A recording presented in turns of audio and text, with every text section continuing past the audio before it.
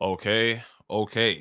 KTT, new episode once every 2 weeks. Before we get into the episode properly, don't forget to like, comment, subscribe. All of that helps the algorithm, helps me, helps Xero. So I am Drift, joined with my co-host. It's BlackStarXero. Just And call me Zero. This is episode 54. So we're going to be starting out with One Piece.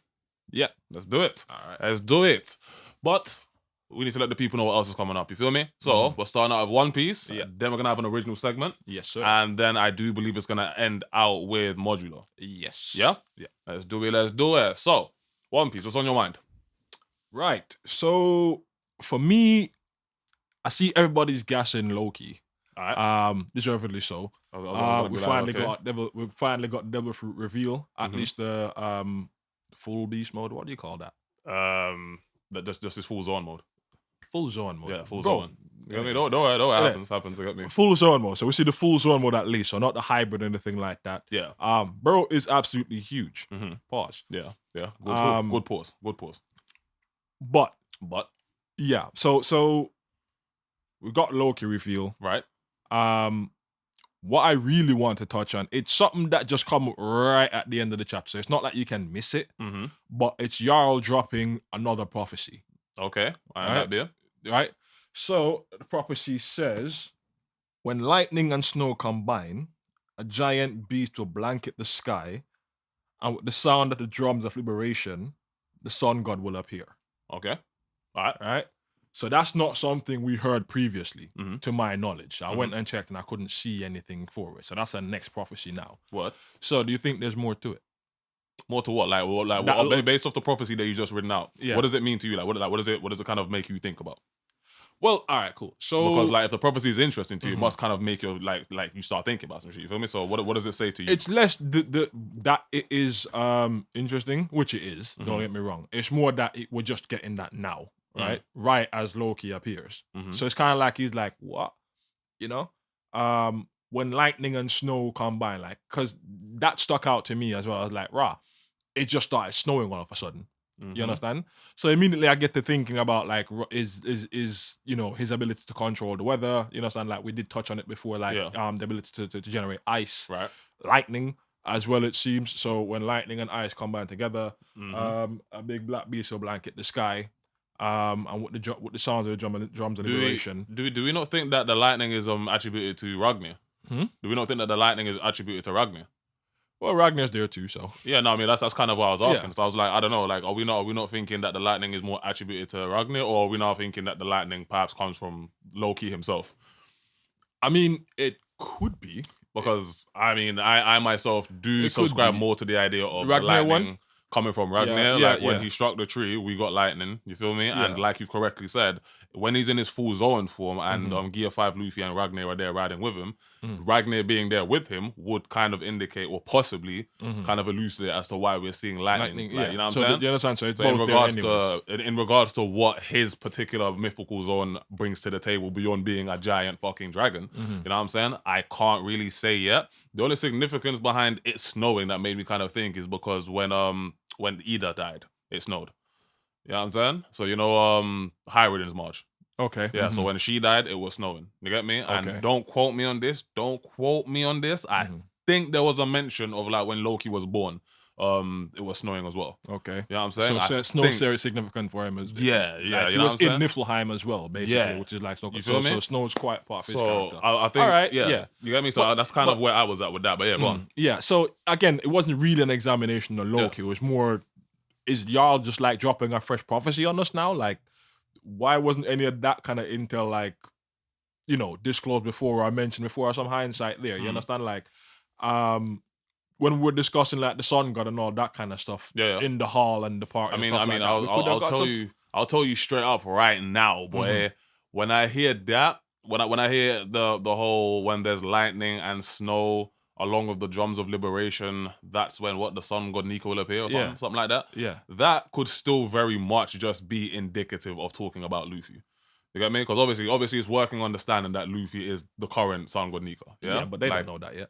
I'm not talking about them. You know what I'm saying? I'm talking about us, because obviously we're the ones like spitballing with the theory. You feel me? Sure. So when I hear all of that, I think it might still just be indicative of it describing Luffy. You know what I'm saying? Luffy either pulling up to Elbaf, which is gonna be which is a significant milestone already. You get me? Or it might just be.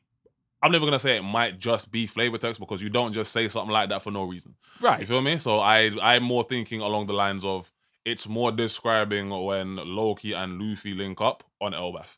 Yeah, but that's exactly what it happened. Right now. Yeah, that's what I'm saying. So that's what he's describing. Cool. So do you think there's more to it than that? No.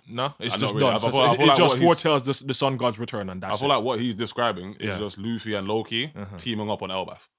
You get me? In Luffy, you have the Drums of Liberation. Right. And in Loki, if we're working along the same lines of him perhaps being the fucking snow agent or something, you know what I'm saying? Causing the snow in the area. You have your snow, you have your lightning. Yep. Man says, yeah, you have your snow, you have your Drums of Liberation.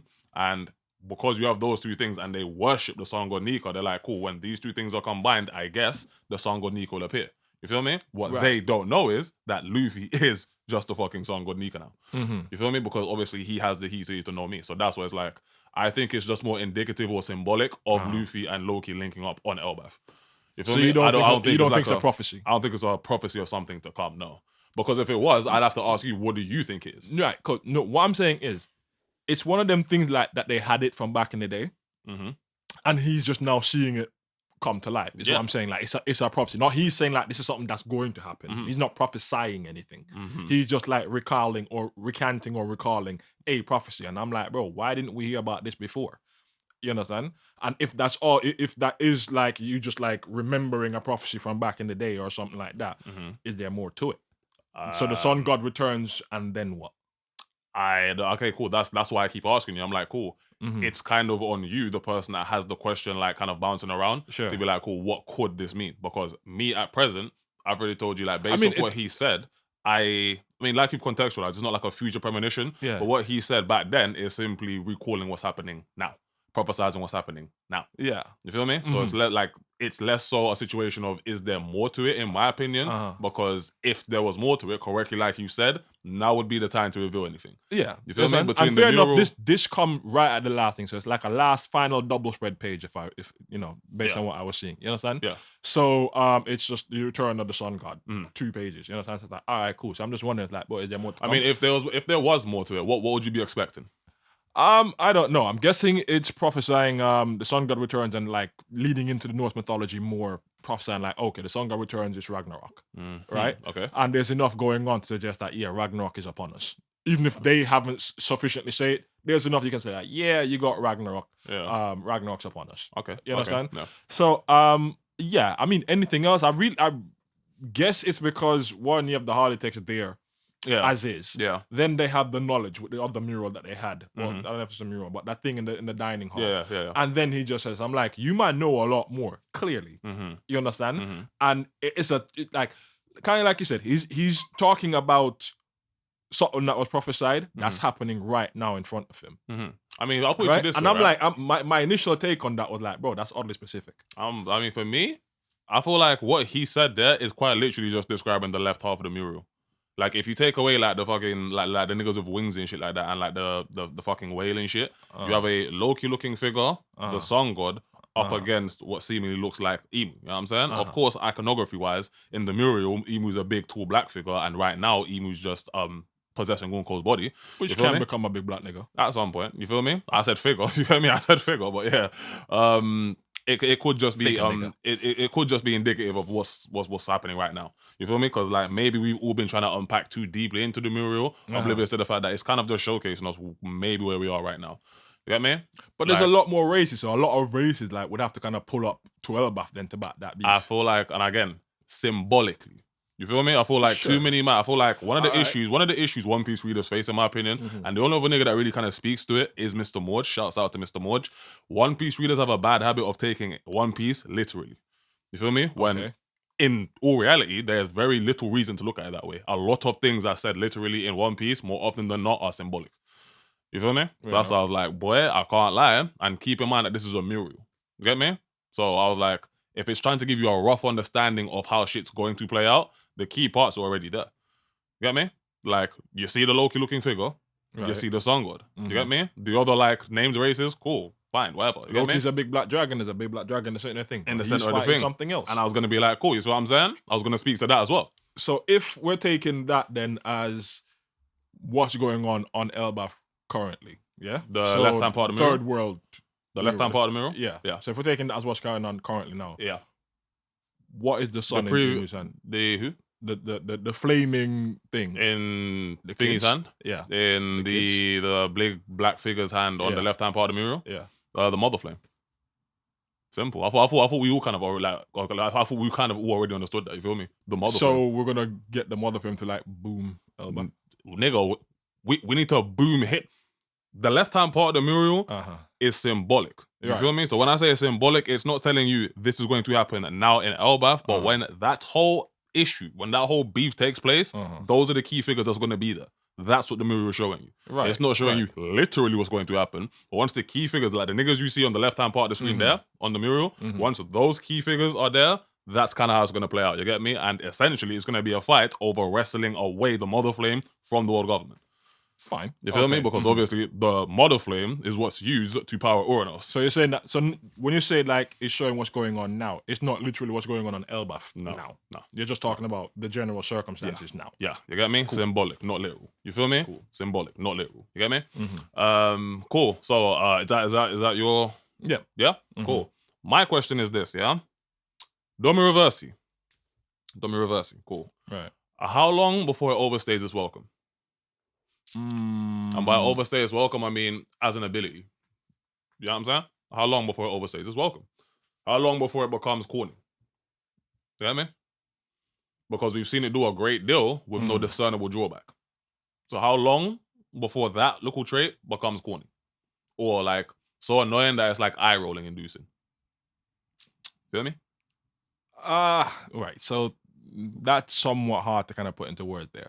How long before it becomes corny? In Put it another way. How long before it overstays its welcome? Yeah. Yeah. Simply put, right? How long before it overstays its welcome?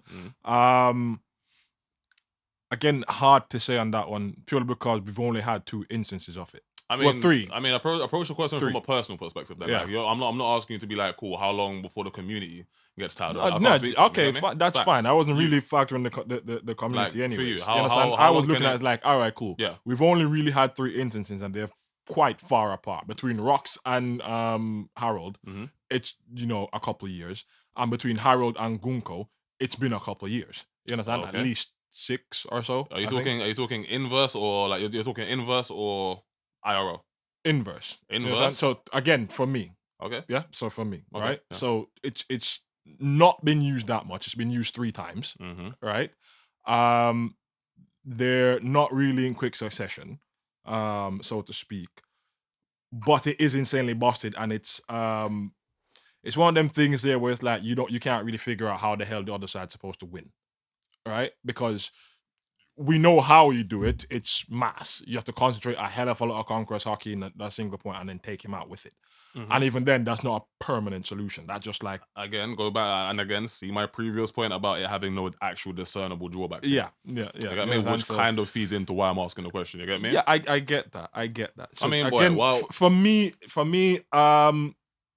if Loki gets done reversed, which probably is going to happen, I'm never necessarily thinking about who's gonna get double reverse next. You get me? My whole thing is this, but it's like, cool. Like you said, I'm not talking about the instances in which we've seen it, but the frequency by which we can start to see it. That's more the issue that I'm looking at. You feel me? Because now, essentially, anytime anybody comes up against Imu or Gunko, or Imu rather, you feel me? Less or Gunko, more Imu. Anytime anybody goes up against Imu, it can literally just be a situation of, hey, look, I'm just gonna dumb reverse this nigga. You feel me? And that's what I mean. It's like after a certain point, that starts to kind of erode any type of interest that can happen. Because it's like, dog, is it your only trick? You know what I'm saying? Is it the only thing you can do? And is it your answer to every single issue that you face? You know what I'm saying? Like anybody that goes up against Emu, there's just a strong chance you're gonna get done with. I think what needs to happen now is just Gunko needs to start doing some more shit. Blood. Right? What needs to happen now is Domi reversi needs to be clearly defined. You get me? Like no more how no more. It might work with them this way. It might work that way. If it's going to be a skill that you're going to use consistently, it needs to have some type of drawback. Because if not, there's no credible or feasible way that you should be losing. Well, yeah, I think we already discussed that. Yeah, you feel me? You know what I'm You saying? feel Like, me? Luffy pulls on for Emu, he has dumb reverse powers. Anybody, dumb reverse, anybody, just dumb reverse. And how is that not corny?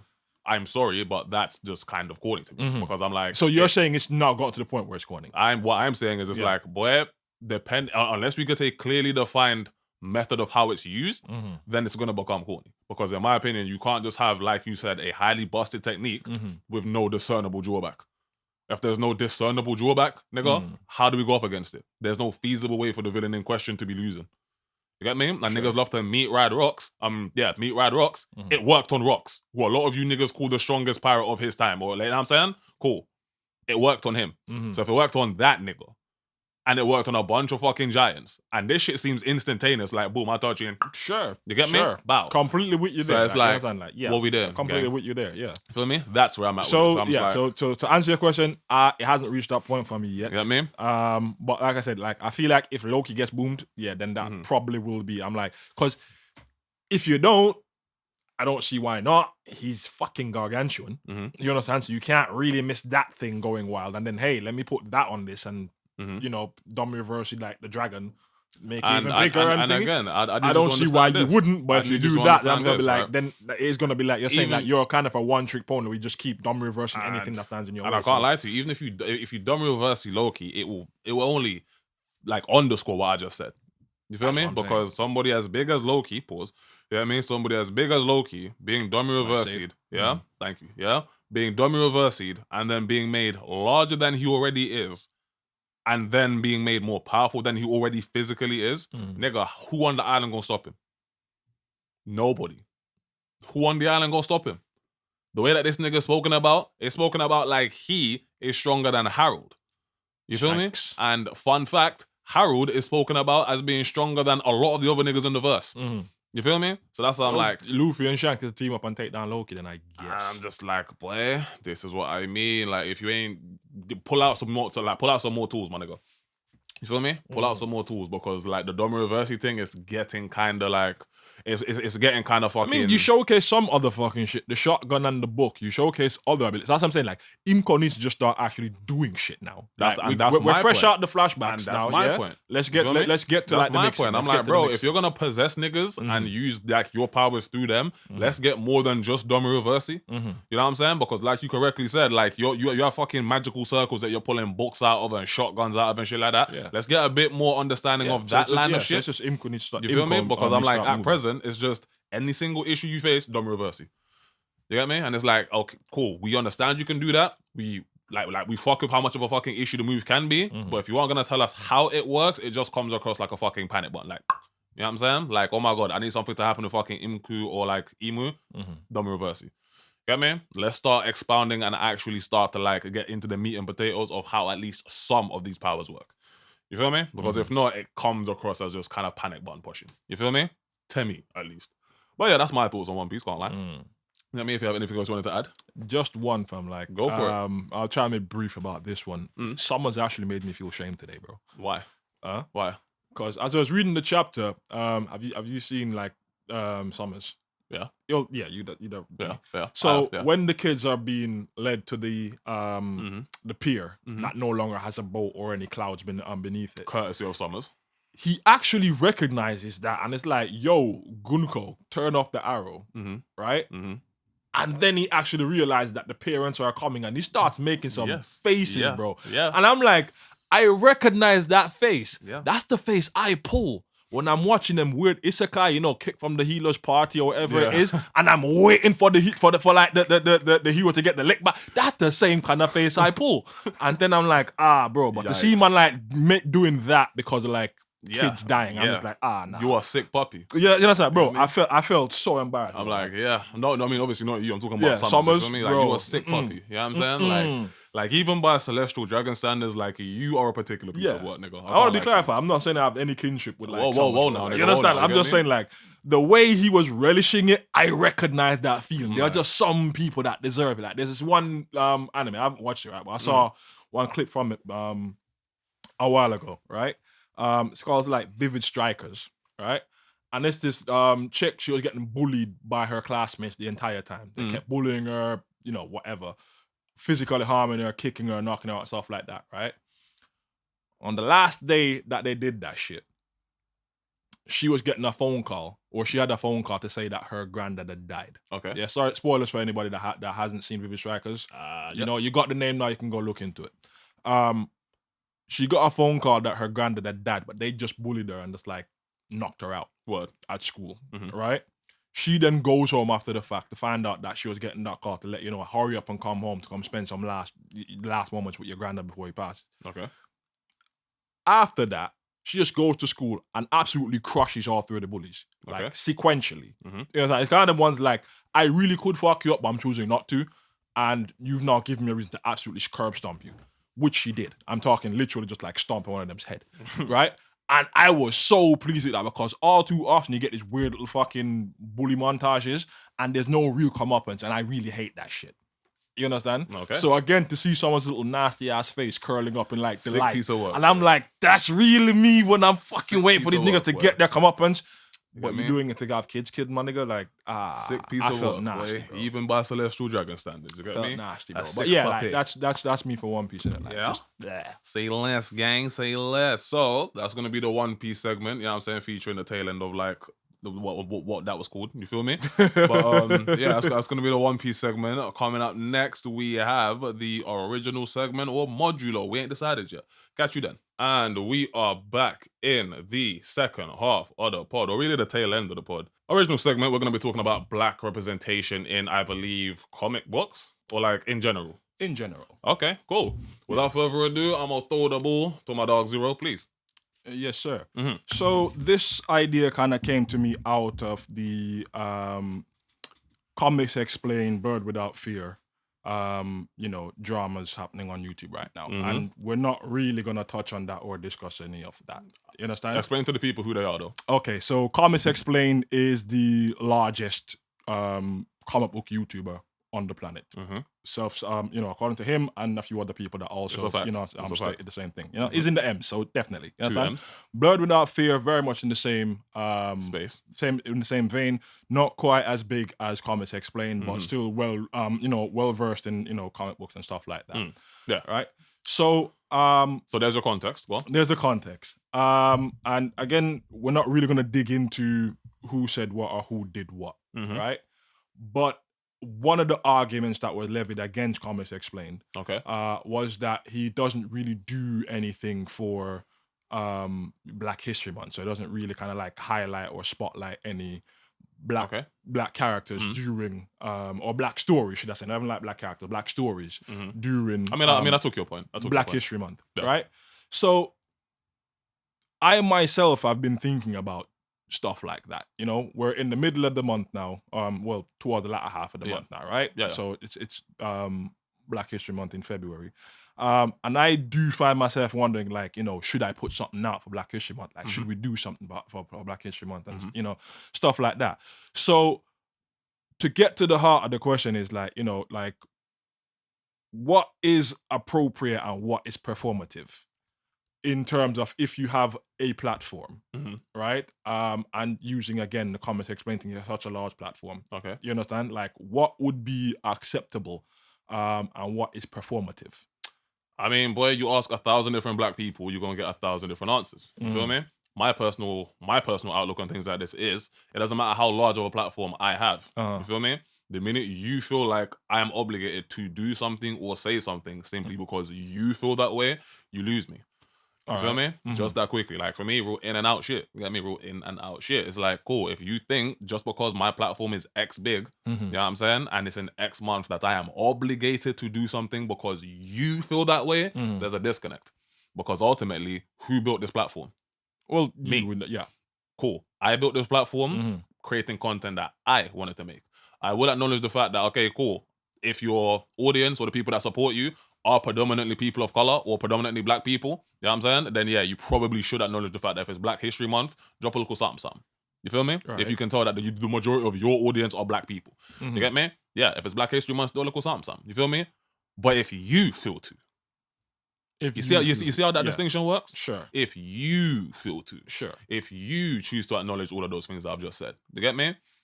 If you do it simply because you were pressured into doing it by, I don't know, external sources or like another community or something, I mean, I'm not gonna lie, you pussy to me. You know what I'm saying? Like, it is the height of being a pussy to me. Because at the end of the day, nigga, yes, you support my platform, but who built the platform? Okay. Cool. You know what I'm saying? If I didn't build it in such a way that it was ultimately something worth fucking engaging with, you would not be here. You know what I'm saying? So just because I have a large platform or any size platform does not make you obligated or does not make me obligated to act in a way that you feel is correct. You get me? Okay. If I fuck up and I implode and I lose my platform, you aren't gonna say, hey, I'm here for that as well. You know what I'm saying? Like, I took part in that as well. You feel me? You're gonna distance yourself from me because, hey, I don't want anybody to know that I support somebody that had X fallout. You get me? I'm talking SA, fucking, you know what I'm saying, being pro, like, genocide, you know what I'm saying, that type shit. You feel me? If that's my platform and then you find out that those are the views that I have, the first thing you're going to do is distance yourself from me, right? Right. Cool. Nobody has to ask you to do that. You get me? And that, like, at the same token, nobody can tell me what the fuck to put out. It doesn't matter. Irrespective of how you might feel, it does not matter. It's my platform. I built it, and even if that platform is supported by majority black people, if I choose to acknowledge that, and in Black History Month I put something out, I choose to do that. You feel me? The minute any of you niggas catch yourself feeling like I'm obligated to behave in a way that you feel I should, go ahead and unsubscribe for me. You know what I'm saying? Unsubscribe, unfollow, keep your likes, keep your comments. You feel me? And furthermore, keep the entitled energy way over there, nigga. You feel me? Way over there with it. Because I ain't got time for it over here. You know what I'm saying? Any community that I'm fostering, you niggas are not welcome. You entitled niggas, you're not welcome. Because ultimately, my platform. Get me? My platform. I don't police you niggas' lives. Don't you ever wake up in the morning and think you can police mine. So you don't feel, so you don't then feel that it's worth doing anything like that. Where did I say that? I'm asking. No, well, I'm not, and I'm asking you, where did I say that? Like, you what did I? I'm asking. What did I say? What did I say to kind of make you get that response? You know what I mean? Like, that's what I'm saying. I'm not saying you're saying I said that. I'm saying, okay, cool. Where did I say that? What in what I just said? Do you feel like that might be where I'm coming from? You said nobody can pressure you into doing it, right? So I'm talking now off your own volition.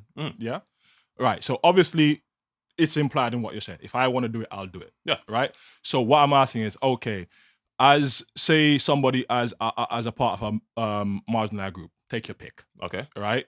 And you have a platform in a particular space. You don't feel.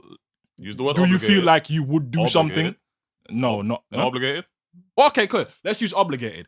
No external pressure though. Would you feel obligated to do it with no external pressure? If nobody's saying to you have to, but would you feel like, hey, it's I already explained that. You know what I'm saying? I already explained it. I already told you. So, long story short, it's my platform. You feel me? If I acknowledge the fact that the majority of people that have gotten me where I am from point A to point B is black people, for example, and I'm a black person, if I choose to acknowledge the fact that my audience is primarily black, and then when February rolls around, I want to do something, that's on me. You feel me? If my audience feels like I'm obligated to do that because it's February and I'm black and they're black, that's where you lose me. You feel me? Okay. If I want to do it, of course. And that's why I was like, if I choose to acknowledge the fact that my audience is majority black, like me personally, I would. You feel me? If the majority of my audience is black, sure. Okay. What do I lose from doing something for them on February? You feel me? But I'm not going to do that if you man are lining up and marching, like fucking lining up to try and lynch me into doing something. It's not gonna work like that. No, you feel me? It's not gonna work like that. I don't agree with like, and that's kind of why I articulated it the way I talk. Like, you feel me? Mob saying like, oh yeah, you should. Blah, blah, blah, more often than not, that is a discussion being had, though. You feel me? Like, that is the discussion being had. I wouldn't say you have to. Like real shit. But I would. I myself would. You understand? Because I try and bring those up. You know, like highlight those. So let me ask you, right? Cool. Yeah. So you have X platform. You know what I'm saying? However big it is. Right? Do you feel like you are obligated to drop something for Black History Month in February? Like, do you feel like you're obligated to? No. That's why I come back with the word obligated. Okay, cool. So you feel me? No, you're not obligated. But it's something you choose to engage with. I choose to engage with. Again, my question was, when is it acceptable and when is it performative? You're saying it's performative if you're basically It's performative if you are externally pressured. if man into them up doing getting it. the, You get me? the pitchforks Like out. it's performative if the fucking pressure to do so is external. Like the fact that I'm even using the word pressure should kind of indicate how I feel about that type of fucking bullshit happening. Okay. You feel me? So I'm like, it's performative to me if the reason behind you doing it is A, reactive, which means external, Right. or B, again, just external. You feel me? External pressure mounting up on you. If you do it for either one of those reasons, then yeah, nigga, you weren't doing it in the spirit of Black History Month, were you? Cool. No, you were not, nigga. You did it because of some pressure. And that's why I'm like, G, keep it a bean. If you want to do something, do it. Do not condition your audience into thinking that you are obligated to do everything that they say. That will very quickly spiral out of control. Very quickly spiral out of control. All right. You get me? Very quickly spiral out of control. So yeah, my ultimate stance on that, when is it performative? When is it, what's the other word? Acceptable. Acceptable. When is it performative? When is it acceptable? It's acceptable if you feel like you want to do it because it's your platform. You were the one slaving away in fucking small hours of the morning and shit. You feel me? It's performative if you allow external sources to be the reason as to why you do it. You feel me? And by external sources, I mean niggas in your comment section, niggas on your TikTok, niggas dropping their YouTube videos on you. Hey, yo, I didn't see you drop a video on Black History Month. Nigga, is it your channel? Is it your channel? Okay. So my last question on that. Like, actually, damn. never mind. Yeah. Never mind. All right. Yeah. So that's it for me. Oakley. So, this has been KTT episode 54. I've been Drift. It's your boy Xero. I will catch you in a next one. Bye, guys.